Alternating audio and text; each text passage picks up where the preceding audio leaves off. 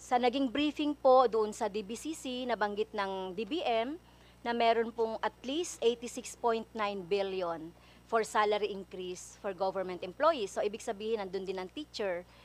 So, matanong ko lang po, Madam Chair, ang ating kalihim, um, ano po ang inyong susuportahan niyo po ba yung salary increase ng ating mga guro at ang ating mga education support personnel?